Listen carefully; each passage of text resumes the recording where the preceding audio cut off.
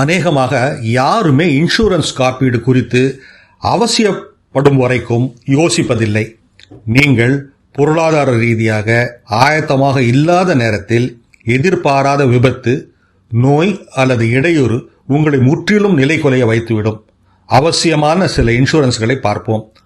Term life insurance. உங்கள் வருமானத்தை நம்பி யாராவது இருந்தார்களானால் ஆயுள் காப்பீடு அவசியம். உங்கள் வருமானத்தை போல் 10 அல்லது 12 மடங்கு அளவான 15 அல்லது 20 ஆண்டு பாலிசி. உங்களுக்கு ஏதாவது நேர்ந்தால் உங்கள் குடும்பத்தை பாதுகாக்கும். வாகன காப்பீடு. ஒரே ஒரு விபத்து ஆயிரக்கணக்கான ரூபாய் செலவு வைக்கக்கூடும்.